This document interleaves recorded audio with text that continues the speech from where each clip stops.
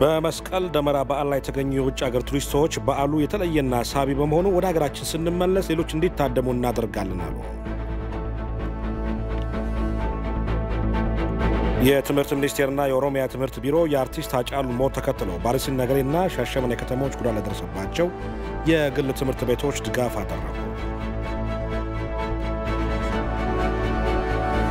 ብሪታንያ ለዓለም ጤና ድርጅት ተጨማሪ $400 ሚሊዮን ድጋፍ ለመስጠት ቃል ገባች የሚሉት ከሰዓቱ ዜናዎቻችን መካከል ግንባር ቀደሞቹ ናቸው።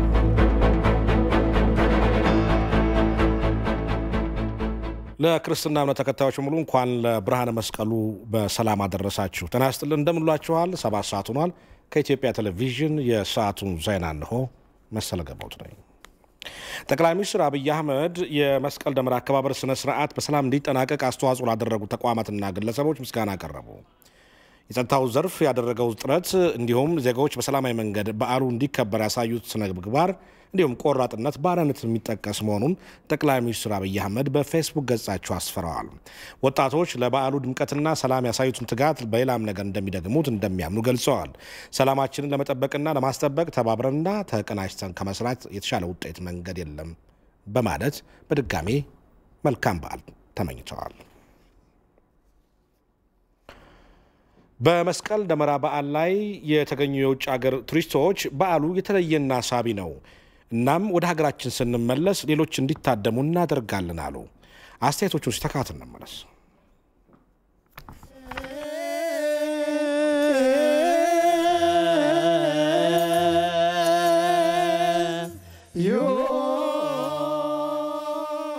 My name is Dionysia Komnioti. I'm coming from Greece. I'm very excited. ከግሪክ ነው የመጣሁት። ለመጀመሪያ ጊዜ ነው የዚህ በዓል አከባበር ላይ ሲገኝ እና በጣም ደስ ብሎኛል። ልክ እንደ ግሪክ እዚህ ሀገር ባህላቸውን እንደሚወዱ ስለማውቅ ጓደኞቼ እንዲጎበኙ ጋብዣቸዋለሁ። It's the first time I come and see the Meskel celebrations. ለመጀመሪያ ጊዜ ነው የመስቀል በዓል አከባበር ላይ ስታደም። በጣም ነው የሚያምረው፣ አስደናቂ ነው። ከዚህ በፊት በስም ስለ በዓሉ ሰምቼ ነበር፣ ግን በዚህ ደረጃ አልጠበቅኩም ነበር። ከዚህ ባሻገር ክርስቲያን በመሆኔ የመስቀል በዓል ለኔ የተለየ ቦታ አለው።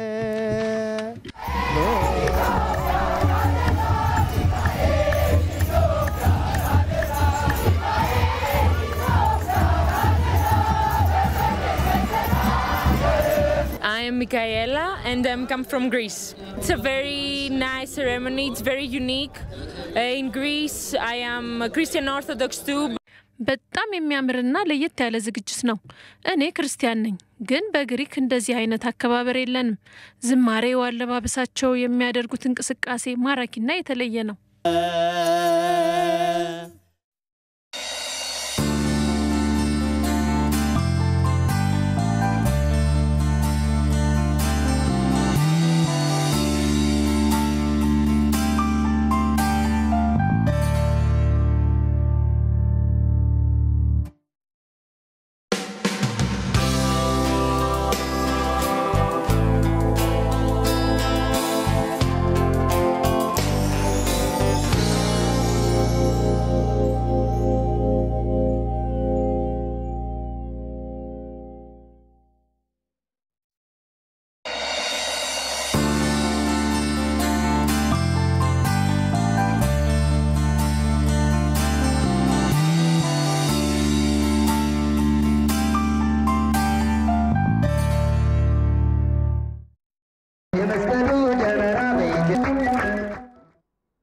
ትላንትና እንግዲህ በተለያዩ አካባቢዎች የደመራ በዓል ተከብሯል።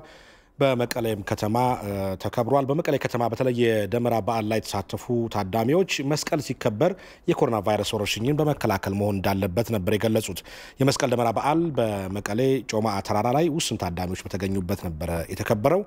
ሪፖርተራችን ሙሉጌታ ተስፋ ተካትሎታል።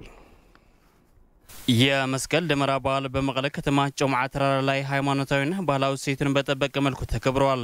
በኮሮና ቫይረስ ስርጭት ምክንያት በጥቂት ተሳታፊዎች ብቻ በሽታው አሁንም የህዝቡ ስጋት ሆኖ መቀጠሉን ተገልጿል። በሽታውን በመከላከል መቀለ ከተማ ተወዳዳሪ ከተማ ለማድረግ እንደሚሰራ በበዓሉ ላይ የተገኙት በምክትል ርዕሰ መስተዳድር ማዕረግ የንግድ ኢንዱስትሪና ከተማ ልማት ቢሮ ኃላፊ ዶክተር አብርሃም ተከስተ ተናግረዋል። የመስቀል በዓል በዩኔስኮ ከተመዘገበ ወዲህ የቱሪስቶች ቁጥር እየጨመረ መጥቶ እንደነበር የገለጸው የክልሉ ባህልና ቱሪዝም ቢሮ ሁሉም በዓላት ሃይማኖታዊና ባህላዊ እሴታቸውን በጠበቀ መልኩ ለትውልድ እንዲሻገሩ እየተሰራ ነው ብለዋል። ሁሉም ክብረ በዓሎቻችን ባህላዊ ትውፊታቸውና ሃይማኖታዊ ትውፊታቸው ጠብቀው እንዲሄዱ እንደ ቢራችን ቢሮ ባህልን ቱሪዝምን መሰረት አድርጎ እነሱ እንዳይበረዙና ወደ ሌላ ባዕድ ነገር እንዳይገባቸው እኛም በአዋጅ የተሰጠን ስልጣን ነውና እነሱ ጎልተው ደንቀው ማህበረሰቡ ከነሱ ትልቅ ጠቀሜታ እንዲያገኝ በርትተን እንሰራለን። ማህበረሰቡን ከጊዜ ወደ ጊዜ ለባህሉ ታሪኩ ለቀሱ ትልቅ ትኩረትና ትልቅ ስራ እየሰራ ነው ያለነው። መስቀል የድህነትና የሰላም ምልክት በመሆኑ በዓሉ ሲከበር በፍቅርና በመቻቻል መንፈስ መሆን እንዳለበትም ታዳሚዎች ገልጸዋል። ስለዚህ ሁሉ ጊዜ መስቀል በመጣ ቁጥር እንኳን የሰው ልጅ ልብሶችም ጸዳ ብለው ታጥቦ ብርሃን ያያሉ ይባላልና ያው መጪው ዘመን ብሩህ እንዲሆንልን የሰላም የፍቅር የተስፋ የአንድነት እንዲሆን ነው። መስቀል ሁሉ ጊዜ አርማው ራሱ የሰላም ኢየሱስ ክርስቶስ ለሰዎች ልጆች ሲል ራሱን አሳልፎ የሰጠበት ስለሆነ ሁላችንም እንደዛው እርስ በራሳችን እየተከባበርን የምናሳልፈው በዓል ነው። በዓሉን ድምቀት ያለበዛዘው ኮሮናን በመከላከል በቀጣዩ ዓመት ለማድመቅ ጤናችንን መጠበቅ እንደሚገባም ገልጸዋል። ትንቻለ ያለው ነው ሰው ያለው የሁላችንም ጥረት ያስፈልጋል። ህብረተሰባችን ራሳችን ማዳን አለበት። በዚህ መሞት እንዲሞት የሚሞት በዚህ ጋር መፍጠር የለብንም። የመስቀል ደመራ በዓል በመቀለ ጮምዓ ተራራ ላይ የሚከበርበት ታሪካዊ ዳራ ግማደ መስቀል ወደ ኢትዮጵያ ሲገባ ለ45 ቀናት ከተራራው ስር በመቆየት ነው ተብሏል። ለኢቲቪ ዜና ሙልጌታ ተስፋይ መቀለም።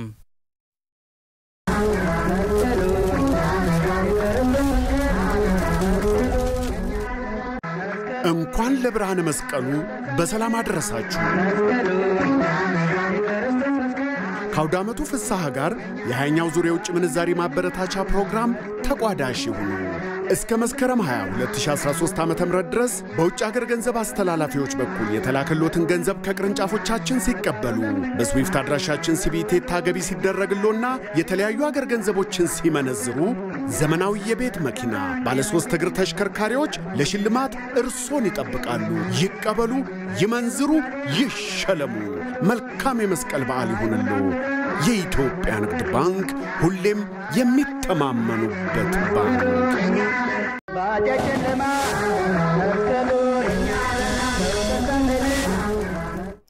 ወደ ምዕራብ ጉጂ ዞን ደግሞ ስናመራ የሀገር ሀብቶቻችን የሆኑት በዓላትን ስናከብር የፍቅርና የመቻቻል እሴቶቻችን በመጠበቀ መልኩ መሆን እንዳለበት በኦሮሚያ ክልል ምዕራብ ጉጂ ዞን የገላና ወረዳ የበዓሉ ታዳሚዎች ተናገሩ። የታዳሚዎቹን አስተያየት ተካተን እንመለስ። እንግዲህ ነዋሪዎቹ እንዳሉት በተለይ በቀጣይ የሚከበረውን የኢሬቻ በዓልን ወጣቱ ባህሉን ብቻ ሳይሆን ሰላሙን በመጠበቅ ሊያከብሩ እንደሚገባ ነው የበዓሉ ታዳሚዎች ያሳሰቡት። የገላና ወረዳ የአጠቃላይ አድባራትና ዋና ስራ አስኪያጅ መላከ ፀሐይ ተስፋዬ ድሪባ እንዳሉት የመስቀል ደመራ የአንድ ሃይማኖት በዓል ብቻ ሳይሆን የሁሉም ህዝቦች በዓል ነው ብለዋል። በዓሉ በዩኔስኮ ከተመዘገበ 6ኛውን ዓመት ማስቆጠሩን የገለጹት መላከ ፀሐይ ተስፋዬ ለሀገር ትልቅ ሀብት በመሆኑ መጠበቅ ይገባልም ብለዋል። ወቅቱ የኮሮና ወረርሽኝ ስፋፋ ያለበት በመሆኑ ህብረተሰቡ በዓሉን ሲያከብር የጤና ባለሙያዎች የሚሰጡ ምክረ ሀሳቦችን ተግባራዊ በማድረግ ሊሆን እንደሚገባም አሳስበዋል። ዘገባው የገላና ወረዳ መንግስት ኮሚኒኬሽን ነው።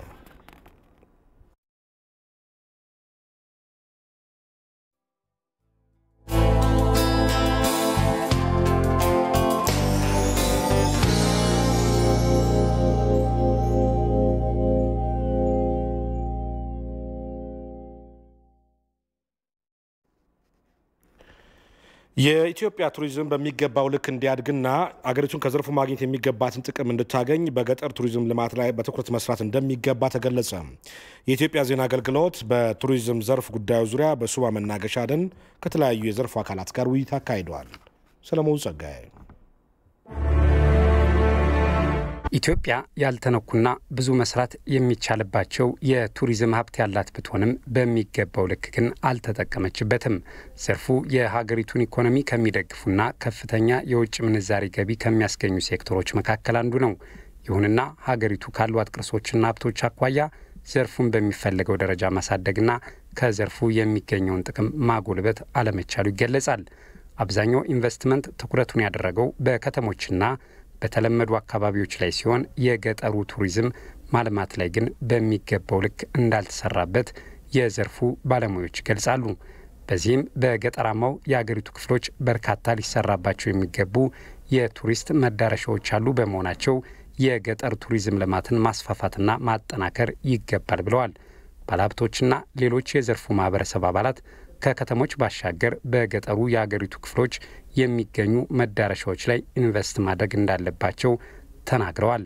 የሀገራችንን ነባራዊ ሁኔታ ያማከለ ምናልባትም ደግሞ በውስጡ የሚያዛቸው ይዘቶች ጭምር የገጠሪቱን አካባቢ ከማልማት ከመጠበቅ ቅርሶቻችንን የሚጠፉ የተቃረቡ ባህሎቻችንን ከመጠበቅ አንፃር ከፍተኛ ስራ ሊሰራበት የሚታሰብ በሀገርም ደረጃ እንደ መንግስትም በተለያዩ በክልሎችም ትዲ ያሉን ሀብቶች አሁን የጎበኘ ነው ያለንበትን ሱባንና ሱባን የሚመስሉ በርካታ ገጠሪቱ ሀገራችን ክፍሎች ጠብቀው የኖሩባት የተለያዩ ብርቅዬ ዱር እንስሳት ያሉ የሀገር ባህል መድኃኒት ሊሆኑ የሚችሉ ለሌሎች ዓለም ሊተርፉ የሚችሉ ኢንዲጂነስ የምንለው ሀገር በቀል የምንላቸው ዛፎች፣ እጽዋቶች፣ የዱር እንስሳዎች፣ አዋፋት ያሉበት የሚገራርሙ ቦታዎች አሉ ያልተጠቀምንባቸው። ኢትዮጵያ በጣም በርካታ ሀብት ነው ያላት። በጥብቅ ቦታዎች ወይም ፕሮቴክትድ ኤሪያ የሚባሉት እንኳን ከ60 በላይ ናቸው። ብሔራዊ ፓርኮች ከ24 አካባቢ ናቸው። እነዚህ ሁሉ ቦታዎች ላይ ቱሪዝም በሚፈለገው ደረጃ አላደገም። ያላደገባቸው ዋናው ምክንያት አብዛኛው ኢንቨስትመንት አዲስ አበባ ላይ ብቻ ፎከስ አድርጎ የሚሰራ ነው። ባለሀብቶችና የቱሪዝም ማህበረሰብ አካላት ወይም ወገኖች እነኚህ ቦታዎች ላይ ኢንቨስት ቢያደርጉ ሰፊ እድል አለ ማለት ነው። ስለዚህ ከአዲስ አበባ ወጥተን በሌሎች የኢትዮጵያ ድንቅ ቦታዎችም የቱሪዝም ኢንቨስትመንትን የመዳረሻ ልማት ስራን ማሳደግ እንችላለን ብዬ አምናለሁ። ማህበረሰቡን ያላማከለ የቱሪዝም እንቅስቃሴ በተለይ የገጠራማው ህዝብ ልማታዊ አይሆንም።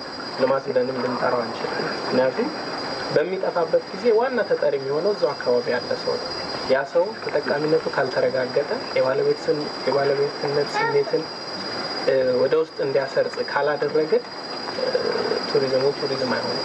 የአካባቢውን ማህበረሰብ ክፍሎች በመሰረተ ልማት በስራ ዕድል ፈጠራና በሌሎችም ተጠቃሚ እንዲሆኑ በማገዝ ረገድ ትልቅ አስተዋጽኦ እንዳለውም ያብራራሉ።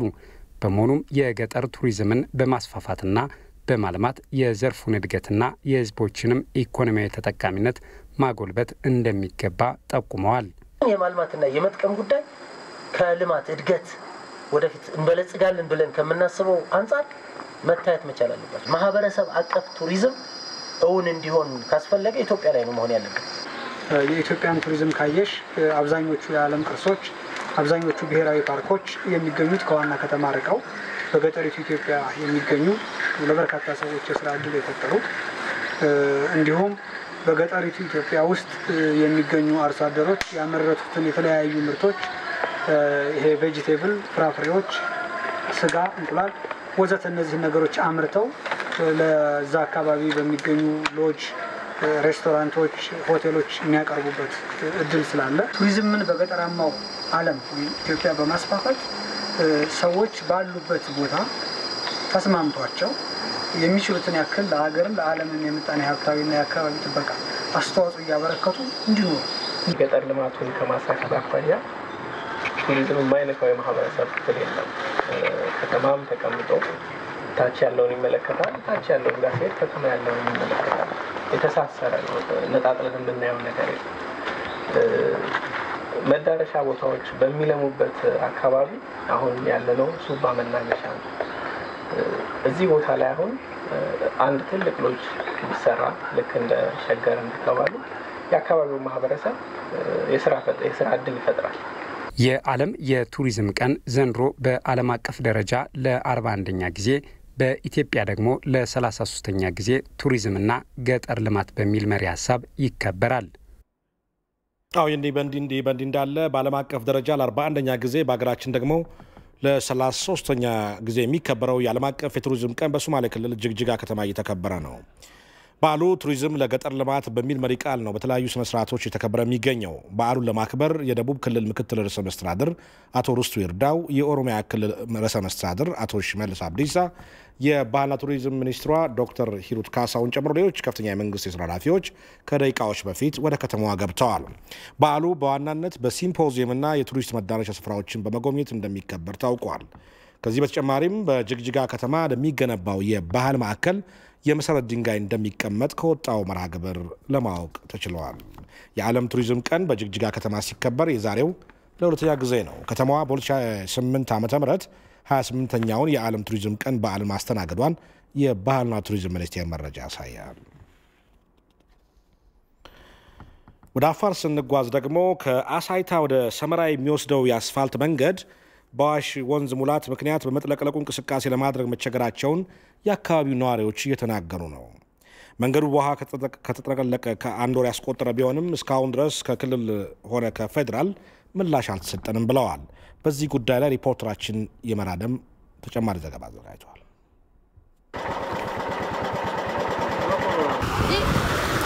የአዋሽ ወንዝ ሞልቶ በመጥለቅለቁ የተነሳ እያስከተለ ከሚገኘው ውድመት አንዱ አሁን እኛ እዚህ በምንገኝበት በአሳይታና ሰመራ መካከል የሚገኝ አስፋልት መንገድ ነው። ነዋሪዎችም ከአሳይታና ወደ ሰመራና እንዲሁም ሎጊያ ለማለፍ ተሽከርካሪዎችን ለመጠቀም አልቻሉም። ከአሳይታ ከተማ ተነስተው ለገበያም ሆነ ለሌላ ማህበራዊ ጉዳይ ወደ ሰመራና ሎጊያ የሚያልፉ ነዋሪዎችም አሁን ላይ በከፍተኛ ችግር ውስጥ ሆነው እየተጠቀሙ ያሉት ጋሪዎችን የፈረስና በአህያ የሚሳቡ ጋሪዎችን እንጂ ሌላ ነገርን አይደለም። ያነጋገርናቸው ነዋሪዎችም ይህንን ለመጠቀም ደግሞ ከፍተኛ ወጪን እየተጠየቅን ነው የሚልና ለከፍተኛ እንግልት ተዳርገናል እያሉ ነው። የመጣሁት ከአሳይታ ነው። አሁን ሌላ ያሰብኩት ወደ ሎጊያ ነበርና በዚህ በውሃ ምክንያት ወላሂ ነው በጣም ተቸግረናል። አሁን ከከተማ እዚህ ድረስ የመጣ ነው 50 ብር ነው። ይሄን ውሃ ለሚያሻግሩ ደግሞ ልጆች 50 ብር እንከፍላለን። የኛ እናቶች አሉ፣ የኛ አባቶች አሉ። ይሄን ውሃ ማሻገርኛ አልቻልንም። ምን ማድረግ ያለብን መንግስት ምን እየሰራ እንደሆነ እኛ ወላሂ በጣም ተቸግረናል። መንግስት ይሄን አስቦ ሰምቶ ቢደርስልን ደስ ይላል። አፋር ክልል አሳይታ ወረዳ ነው ያለነው። ያለው የጎርፍ አደጋ እንግዲህ እስካሁን ድረስ ያው አንድ ወር ሊሞላል ነው። እስካሁን መኪና የሚባል ነገር አሳልፎ አያውቅም። እኔ አሁን ወደ ከአሳይታ ከተማ ወጥቼ ለውጥ መንገድ አለ ብሎ በለውጥ መንገድ ሲሄድ ለውጥ መንገድም እንደዚህ በጎርፍ የተጥለቀለቀ ነው። ተመልሼ በዚሁ ደግሞ ለመሞከር መጥቼ ነበር። ይሄም የባሰይ በጎርፍ እንትን ያለ ነው። አሁን ተመልሼ ወደዛ ወደ ከተማ ልገባ ነው ለያለኛ አማራጭ ማለት ነው። መንግስት አይቶ ይሄንን እልባት ቢሰጥበት የሚል አስተያየት አለ። ቀላል ነገር ይመስለኛል። ይሄንን ትኩረት ከተሰጠበት እዚህ ጋር ስኳር ፋብሪካ አለ። ከተማ አስተዳደር ጋር ተነጋግሮ መንገዱን እልባት ሊሰጠው ይገባል። ህዝቡ ለምን ይቸገራል? በአብዛኛው አዞ ሁሉ አለ አሁን እንደምናየው ከሆነ ማለት ነው። ስለዚህ አስተያየት ይደረግበትና መንገዱ ይሰራልን ነው የምንለው። በዚህ እንኳን በፊት ይኖሩ የነበሩ ነዋሪዎችም በዚህ በአዋሽ ወንዝ መጥለቅለቅ የተነሳ ቤት ንብረታቸውም ወድሟል። ከመኖሪያ ቀያቸውም ተፈናቅለው በሌላ ቦታ ላይ ነው የሚገኙት። ይህ የአዋሽ ወንዝ እስካሁን ድረስ ለኢትዮጵያውያን በተለይም ደግሞ በአካባቢው በሚፈስባቸው አካባቢዎች ባለውለታና ትንፋስ በመሆን የሚታወቅ ቢሆንም ዘንድሮ ላይ ግን ከባድ ዝናብ መዝነቡን ተከትሎ የአደጋ ብትሩን አሳርፎባቸዋል። የአዋሽ ወንዝ አሁን እኛ በምንገኝበት በአሳይታ ከተማና በሰመራ እንዲሁም ሎጊያ መካከል ትራንስፖርትን አቋርጧል። ነዋሪዎችንም ለችግር ዳርጓቸዋል። ያነጋገርናቸው ነዋሪዎችም እንግዲህ ይህንን ነገር እስካሁን ድረስ የክልልም ይሁን የፌዴራል መንግስት መፍትሄ አላበጀልንም፣ ይሄ አደጋና እንደዚህ የጎርፍ መጥለቅለቅ ከተከሰተም አንድ ወራትን አስቆጥሯል የሚል ነገር የተናገሩት። ስለዚህ የሚመለከታቸው አካላት አሁንም ይህንን ነገር በትኩረት ማየት ብቻ ሳይሆን በትኩረት መስራት ከመስራትም በላይ መፍትሄ ለነዋሪዎች ማግኘት የግድ ይላልና የአፋር ክልልም ሆነ የፌዴራል መንግስት ይህን ነገር እልባት እንዲያገኝለት የሚል ነገር እናስተላልፋለን። ለኢቲቪ ይመራደም አሳይታ። የትምህርት ሚኒስቴርና የኦሮሚያ ትምህርት ቢሮ የአርቲስት ሃጫሉ ሞት ተከትሎ በአርሲ ነገሌና ሻሸመኔ ከተሞች ጉዳት ለደረሰባቸው የግል ትምህርት ቤቶች ድጋፍ አደረጉ። ትምህርት ቤቶቹ በአጭር ጊዜ ውስጥ ወደ ስራ እንደሚመለሱ ነው የተገለጸው። ኦላና ያዴሳ ያዘጋጀውን ዘገባ ሳዳት መሐመድ ሳኒ ያቀርበዋል። የአርቲስት ሃጫሉን ሞት ተከትሎ በተነሳው ሁከት በአርሲ ነገሌና ሻሸመኔ ከተሞች የተጎዱ የግል ትምህርት ቤቶች ዳግም ወደ ስራ እንዲመለሱ የኦሮሚያ ትምህርት ቢሮና ትምህርት ሚኒስቴር ድጋፍ አደረጉ። የትምህርት ሚኒስትር ዴኤታ አቶ ሚሊዮን ማቴዎስ በስፍራው ተገኝተው ትምህርት ቤቶችን በመጎብኘት የተሰማቸውን ሐዘን ገልጸዋል። ትምህርት ቤቶቹ ተጠግነው ወደ ስራ እንዲመለሱ ለማድረግ ትምህርት ሚኒስቴር የጀመረውን ድጋፍ ይቀጥላል ብለዋል። ትምህርት ሚኒስቴር በእያንዳንዱ ህፃን ውስጥ ነገ አገር የሚመራ ዓለምን የሚለውጥ ሳይንቲስት አለ ብሎ ያስባል። ስለዚህ ትምህርት ቤት የሁሉም የአዲስ ትውልድ የሀገር ግንባታ ላይ ትልቅ ተጽዕኖ ያላቸው ትውልዶች የሚፈጠሩበት ማዕከል በመሆኑ እና ትምህርት ቤቱ ደግሞ በዚህ ደረጃ አደጋ የደረሰው በመሆኑ ጥልቅ ሐዘን ነው የሚሰማው። አሁን በዋናነት ግን ማድረግ የምንችለው ትምህርትን መስጠት ወደምንችልበት ደረጃ ባለሀብቱን ደግፈን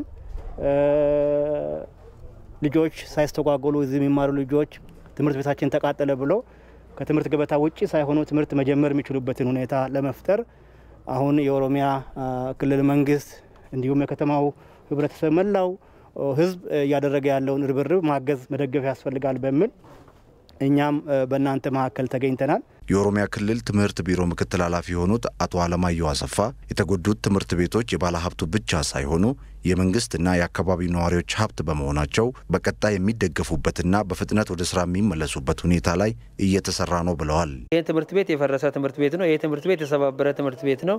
የተቃጠለ ትምህርት ቤት ነው። ስለዚህ እነኚህን ትምህርት ቤት ተማሪዎች ወደዚህ ትምህርት ቤት ለማምጣት አስፈላጊው በነሱ አቅም ብቻ መሸፈን የማይችሉትን ነገሮች በዚያው አጋጣሚ እኛንም ድጋፍ አድርገን የ2013ን የመማር ማስተማሩን ሁኔታ ለማስቀጠል ነው እዚህ ጋር ያልነው። በአጠቃላይ ሲታይ ግን ምንድነው አሁን እኛ ብቻን ድጋፍ ያደረግነው ማለት አይቻልም። እዚህ አካባቢ ያለው ህብረተሰብ ይሄ ትምህርት ቤት የኔ ነው፣ ይሄ ትምህርት ቤት የኛ ነው በማለት ይሄ ችግሩ ከደረሰበት ቀን ጀምሮ ቀሪውን የአካባቢውንም ሰላም ለመጠበቅ የቀረውንም ንብረት መጠበቅ ብቻ ሳይሆን የተሰባበረውን በአቅማቸው ልክ መልሶ በመጠገን በኩል እዚህ ከተማ ያለው ህብረተሰብ ትልቅ ምስጋና ይገባዋል። የትምህርት ቤቶቹ ባለቤትም መንግስትና ህዝብ ላደረጉት ድጋፍ በማመስገን በፍጥነት ወደ ስራ ለመመለስ የቻሉትን ሁሉ እንደሚያደርጉ ተናግረዋል። የኛ ትልቁ ደስታ አሁን ዛሬ ምንድነው ባለቤቱ ሁልጊዜ ምንጮህ የነበረው ትምህርት ሚኒስቴር ባለቤት ነው። ኦሮሚያ ትምህርት ቢሮ ባለቤት ነው። የዞንና የወረዳ ትምህርት ቢሮዎች ባለቤቶች ናቸው። እነኚህ ተማሪዎች እናንተ ናቸው። የቢሮን ማስረከብ ችለናል። ይሄ ሁሉ ድጋፍ ስለተደረገልን በእውነት እጅግ በጣም ከፍተኛ ሞራል ነው የሰጣችሁን። በጣም እናመሰግናለን። እንደምታዩት ያው አንዳንድ እንቅስቃሴዎች ጀምረናል።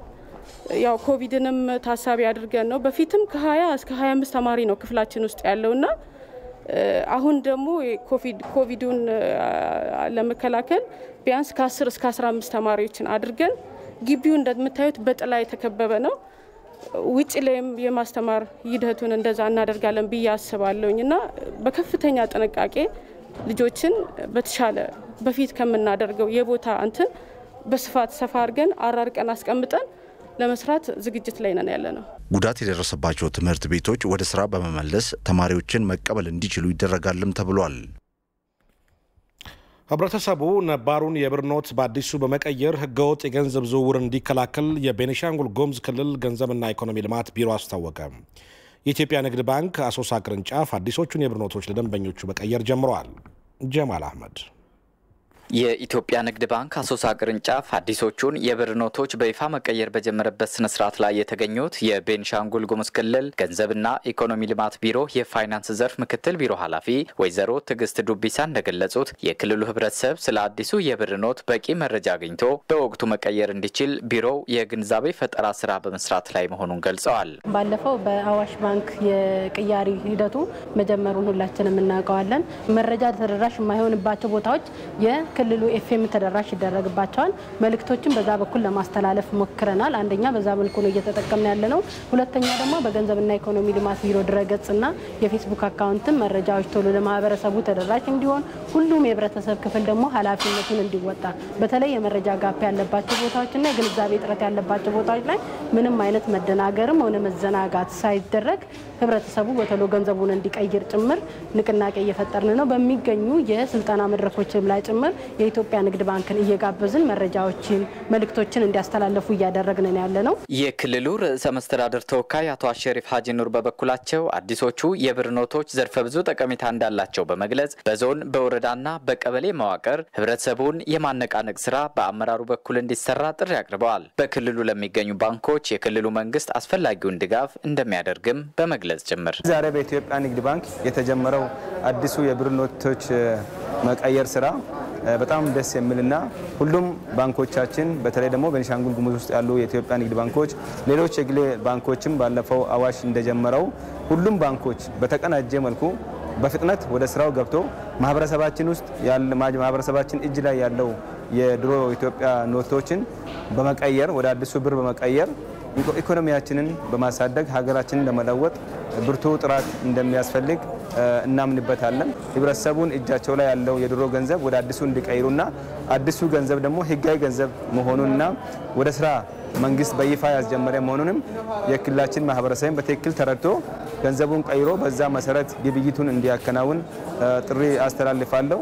እንደ መንግስትም በማንኛውም ቦታ ላይ ለባንኮቹ የሚያስፈልገውን ድጋፍና እገዛ ለማድረግ ዝግጁ መሆናችንን በዚህ አጋጣሚ ለመግለጽ ወዳለውና የኢትዮጵያ ንግድ ባንክ አሶሳ ቅርንጫፍ ስራ አስኪያጅ አቶ ወገኔ ጎርፌ እንደሚገልጹት ባንኩ አዲሶቹን የብር ኖቶች በበቂ ሁኔታ ለደንበኞቹ ማቅረቡን ገልጸው ህብረተሰቡ በአጭር ጊዜ ውስጥ እጁ ላይ ያለውን ብር እንዲቀይር ጥሪ አቅርበዋል። ከብሔራዊ ባንክ የተላከልን የገንዘብ መጠን ኦልሞስት ከ450 ሚሊዮን በላይ ነው የተላከው። የኛ ቅርንጫፍ ያው የኢትዮጵያ ንግድ ባንክ አሶሳ ቅርንጫፍ ጊዜያዊ የብሔራዊ ባንክ ወኪል ሆኖ ነው እያገለገለ ያለው። ስለዚህ ይሄ ማለት ይሄ የመጣው ገንዘብ ለቅርንጫፉ ብቻ ሳይሆን እዚህ አካባቢ ላሉ የመንግስትም የግል ባንኮችንም ሁሉ ተደራሽ ያደርጋልና ያው ህብረተሰቡ እንግዲህ በተቀመጠው ጊዜ ገደብ መሰረት መንግስት ያስቀመጠው ጊዜ ገደብ አለ። በዛ ጊዜ ገደብ መሰረት ተጠቅሞ ይህንን የገንዘብ ለውጥ ማከናወን አለበት። ኋላ ላይ መጨናነቅም ሊኖር ይችላል ወደ ማብቂያው ላይና ቀድመው አሁን ባለው በሰፊ ጊዜ ነው ያለው። በዚህ ሰዓት ውስጥ ሁሉም ሰው መጥቶ ይሄንን የገንዘብ ለውጥ ማድረግ ይችላል የሚል መልእክት ለህብረተሰቡ ያው ለማስተላለፍ ፈልጋለሁ። የቤኒሻንጉል ጉሙዝ ክልል የወርቅ የእብነበረድና ሌሎች ኢኮኖሚያዊ ጠቀሜታ ያላቸው የተፈጥሮ ሀብቶች መገኛ ቢሆንም ለሁሉም የህብረተሰብ ክፍል ተደራሽነት ያለው የባንክ አቅርቦት ባለመኖሩ ህብረተሰቡ ዲጂታል ባንኪንግ የመጠቀም ልምድ እንዲያዳብር አቶ ወገኔ ጥሪ አቅርበዋል። ለኢቲቪ ጀማል አህመድ ነኝ ከአሶሳ። በመተከል ዞን ለዜጎች ህይወት መጥፋትና መፈናቀል ምክንያት የሆኑ አካላትን በመለየት ጥብቅ እርምጃ እንደሚወሰድ የቤኒሻንጉል ጉሙዝ ምክትል ርዕሰ መስተዳድር አቶ ጌታሁን አብዲሳ ገለጹ። በዞኑ በወንበራና በቡለን ወረዳዎች በተከሰቱት የጸጥታ ችግሮች በጥፋቱ እጃቸው ያለበትን አካላት ለመለየት ጠንካራ ግምገማ መካሄዱን የገለጹት አቶ ጌታሁን በጥፋተኞች ላይ ህጋዊ እርምጃ እንደሚወሰድና ለህዝብ ይፋ እንደሚደረግ ተናግረዋል። በችግሩ ምክንያት ከቤት ንብረታቸው የተፈናቀሉ ዜጎችን የመርዳት ስራ እየተሰራ መሆኑንም አቶ ጌታሁን አብዲሳ ገልጸዋል። የክልሉ ከፍተኛ አመራሮችና የጸጥታ ኃይሎች ከመከላከያ ሰራዊት ጋር በመቀናጀት ችግሩን ለማስቆም እየተሰራ ነው ብለዋል። የአካባቢውን ሰላም ወደ ነበረበት ለመመለስ ጥረት እየተደረገ ባለበት ወቅት መስከረም 14 ቀን 2013 ዓ.ም በዳንጉር ወረዳ በንገዝ ቀበሌ የጥፋት ኃይሎች በፈጸሙት ተመሳሳይ ጥቃት የ14 የንጹሃን ዜጎች ህይወት ማለፉን ተናግረዋል። እንደ ሪፖርተራችን ጀማል አህመድ ዘገባ የአካባቢው ሰላም ሙሉ በሙሉ እስኪመለስ ድረስ በመተከል ዞን የሚገኙ 5 ወረዳዎች በኮማንድ ፖስት እንዲመሩ መወሰኑንም አስታውቀዋል።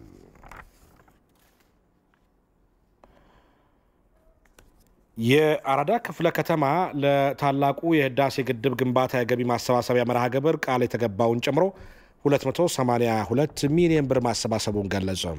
የህዳሴ ግድብን ዋንጫ በየክፍለ ከተማዎች በማዛወር እየተሰራ ባለው የገቢ ማሰባሰቢያ መርሃ ግብር ክፍለ ከተማው የበኩሉን ጥረት እያደረገ መሆኑን የአራዳ ክፍለ ከተማ ዋና ስራ አስፈጻሚ ወይዘሮ አባሸቴ ገልጸዋል።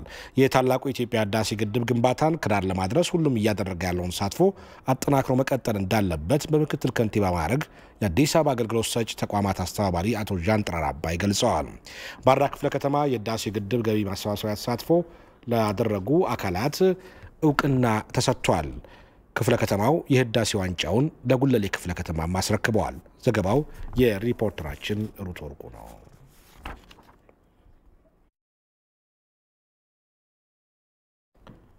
የመንግስት ሰራተኞች ማህበራዊ ዋስትና ኤጀንሲ ምስራቅ ሪጅን 129 ሚሊዮን ብር ያልተከፈለ ዕዳ በምስራቅ ሐረርጌ ዞን የተለያዩ ዞኖች ላይ እንዳለው ገለጸ።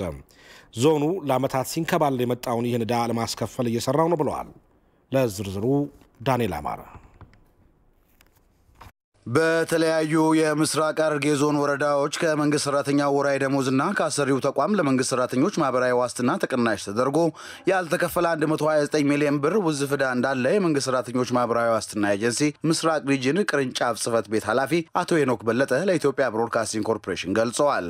በአሁኑ ሰዓት አሁን እንደ ምስራቅ ሐረርጌ ዞን እንኳን ብንወስድ 129 ሚሊዮን ብር በላይ ያልተሰበሰበ ያልገባ ገንዘብ አለ። ምስራቅ ሐረርጌ ዞን ላይ ብቻ ምስራቅ ሐረርጌ ዞን እንግዲህ ስላችሁ ሐረሪ ክልል ላይ ያካትታል። ሐረሪ ክልል ላይ 100% ኦልሞስት አብዛኛው ገንዘብ እየገባ ነው ያለው እንደ ክልል ማለት ነው። ምስራቅ ሐረርጌ ዞን ላይ ግን ወደ 129 ሚሊዮን ብር አካባቢ ያልገባ ገንዘብ አለ።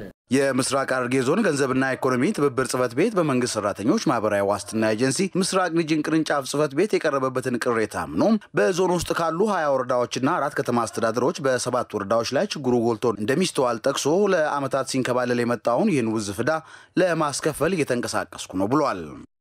ተለያየ ምክንያት የተወሰነ ወረዳ ላይ ባክሎጎች አሉ። ከ2010 በፊት በሰዓቱ መግባት የነበረበት የጡረታ ገንዘብ ወደ መንግስት ባንክ ሂሳብ ቁጥር ወደ ተከፈተለት የባንክ ሂሳብ ቁጥር በተለያየ ምክንያቶች አልገቡም። እነዚህ ወረዳዎችም 7 ናቸው። እነዚህ 7 ወረዳዎች ከምስራቅ ሪጅን ማህበራዊ ዋስትና ጽህፈት ቤት ጋር በመነጋገር እንዴት ማድረግ አለብን፣ ይሄ ገንዘብ እንዴት መመለስ አለበት የሚለውን ነገር እኛም ከወረዳ ጋር ከከተማ አስተዳደር ጋር ከነሱም ጋር በጥምር በመሆን ምን መደረግ አለበት የሚለውን ነገር እየተደጋገፈን ያለውን ጋፕ ለመሙላት እየሰራን ያለ ነው። በዚሁ መሰረት በጣም ጎልቶ የሚታይባቸው ወረዳዎች እነዚህ 7 ወረዳዎች ናቸው። አንደኛ ይህንን ገንዘብ በሰዓቱ ማስገባት ያልቻለው አመራር ላይ እርምጃም እንዲወሰድ አድርገናል። ባይዘዌ እርምጃም እንዲወሰድ አድርገናል።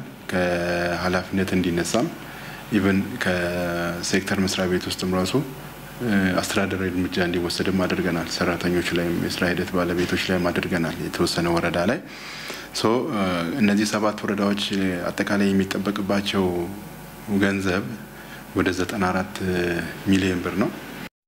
የግራዋ ጃርሶ ሚደጋቶላ ኮምቦልቻ ሀረማያ ጎሎዳና ኩርፋጨሌ እነዚህ 7ቱ የዞኑ ወረዳዎች ላይ ብቻ 94 ሚሊዮን ብር ያልተከፈለ የመንግስት ሰራተኞች ማህበራዊ ዋስትና ውዝፍ ዕዳ መኖሩንና በፍርድ ቤት ተከሰው በተወሰነው ውሳኔ መሰረት ዕዳውን እንዲከፍሉ እየተደረገ መሆኑን የምስራቅ ሐረርጌ ዞን ገንዘብና ኢኮኖሚ ትብብር ጽህፈት ቤት ኃላፊ አቶ ግርማ አለሙ ተናግረዋል። ይሆናል ብለን ግምት ይኖረናል። አይሆንም ማለት አንችልም። ግን ምንድነው እኛ ጋርም ክፍተት ሊኖር ይችላል፣ እነሱ ጋርም ክፍተት አለ ብዬ አስባለሁ። ግን ይሄንን እንደዚህ ነው ብዬ ለመናገር ትንሽ ቢከብደኝም አክቹአሊ በ94 ሚሊዮን ብር ይሄ ወረዳ ክስ ተከፍቶባቸው ፎሎ እያደረግንበት ያለው ወረዳ ነው። አንዳንድ ወረዳ ላይ ያለው ክፍተት ምንድነው? ገንዘብ ይከፍላሉ። ያ የከፈሉትን ገንዘብ በሰዓቱ ሪፖርት ያለ ማድረግ ጉዳይ አለ። በሰዓቱ ገንዘብ ማስገባት ደግሞ ግብም አይደለም። ያ ያስገባውን ገንዘብ ይሄን ገናል ገንዘብ አስገብቻለሁ ብለ ሪፖርት ካላመጣ እነሱ ጋር ያለው ውዝፍ ይጨምራል ማለት ነው። እነሱ ጋር ያለው ውዝፍ ይጨምራል፣ እኛ ጋር ያለው ባላንስ ደግሞ ይቀንሳል። እኛ ጋር ሪፖርት ብቻ ሲመጣ የመረጃ ክፍተት ደግሞ እኛ ጋር ያለው መረጃ እነሱ ጋር ከሌለ ራሱ በመነጋገር ኮፒ አድርገን የምንሰጥበት አጋጣሚም አለ። አንዳንድ ወረዳዎች ደግሞ ምንድነው የሚጠበቅባቸውን የገንዘብ መጠን በየመስሪያ ቤቱ ሰርተው የመላክ እጥረትም አለ እዚህ ላይ ማለት ነው። ለምሳሌ 1.6 ሚሊዮን ብር አንድ ወረዳ መላክ አለበት። 1.2 ሚሊዮን ብር 1.3 ሚሊዮን ብር አድርጎ የመላክ አባዜም አለ ማለት ነው። የዞኑ ገንዘብና ኢኮኖሚ ትብብር ጽህፈት ቤት ኃላፊ ይህ ውዝፍ ዕዳ ከ10 ዓመታት በላይ ሲንከባለል የቆየ መሆኑን ገልጸው ከባለፈው 2012 በጀት ዓመት ጀምሮ የተሰበሰበውን የሰራተኞች ማህበራዊ ዋስትና መዋጮ ገንዘብ ወደ መንግስት ካዝና የማስገባቱን ስራ በልዩ ትኩረት እያከናወኑ መሆናቸውንና 7ቱ የዞኑ ወረዳዎች ብቻ ከነበረባቸው 94 ሚሊዮን ብር ውዝፍ ዕዳ 10 ሚሊዮኑን መክፈላቸውን አቶ ግርማ ገልጸዋል። ከባለፈው ዓመት ጀምሮ ከባለፈው ከ2012 የበጀት ዓመት ጀምሮ ሁሉም ወረዳ ማለት ነው በጥንቃቄ ኃላፊነት በተሰማው መንገድ ይሄን ገንዘብ ከምንም ገንዘብ የበለጠ ትኩረት ሰጥቶ እንዲያስገባ እያደረግን ነው። በዚሁ መሰረት ባለፈው ዓመት ከዚሁ ከዕዳው ላይ ብቻ መክፈል ከነበረባቸው ገንዘብ ላይ ወደ 10 ሚሊዮን 256257 ብር ከ70 ምናምን ሳንቲም እንዲገባ አድርገናል ማለት ነው። በ2012 በጀት ዓመት የዞኑ ገንዘብና ኢኮኖሚ ትብብር ጽሕፈት ቤት 97.7 ከመቶ የሰራተኞች ማህበራዊ ዋስትና ገንዘብ አሰባሰብ አፈጻጸም ማስመዝገቡን ኃላፊው ጨምረው ገልጸዋል። በመጨረሻም የውጭ ዜና ብሪታንያ ለዓለም ጤና ድርጅት ተጨማሪ $400 ሚሊዮን ድጋፍ ለመስጠት ቃል ገባች። መቀመጫውን ጄኔቫ ላደረገው ተቋም ለንደን ከዚህ ቀደም ቃል ከገባችው የ30 በመቶ ጭማሪ ያለው ነው። ቀድሞ በተቀረጸና ለተባበሩት መንግስታት ድርጅት ጠቅላላ ጉባኤ በቀረበ ንግግራቸው የብሪታንያ ጠቅላይ ሚኒስትር ቦሪስ ጆንሰን ሽኩቻን ለማስቀረት ያግዛል ላሉት ድንበር ዘለል ትብብር ሀገራት ትኩረት እንዲሰጡ ጥሪ አቅርበዋል። ዓለም አቀፉ የምርምር ትብብር ማዕከልን ትስስር ለመፍጠር የክትባት ምርት አቅምን ለማሳደግና የኮቪድ-19 መከላከያን ለማዳረስ የንግድ ክልከላን ማንሳትን ያካተ ባለ 5 ነጥብ እቅድም ይፋ አድርገዋል። 71 ሚሊዮን ፓውንድ በመመደቡ በዓለም ጤና ድርጅት ከተመሰረተው ዓለም አቀፍ የክትባት ጥምረት ማዕቀፍ ብሪታንያ 29 ሚሊዮን የኮቪድ ክትባት ለዜጎቿ ለመግዛትና 500 ሚሊዮን ክትባት ደግሞ ለደሃ ሀገራት እንዲከፋፈል እንደምታደርግ ጆንሰን አስታውቀዋል።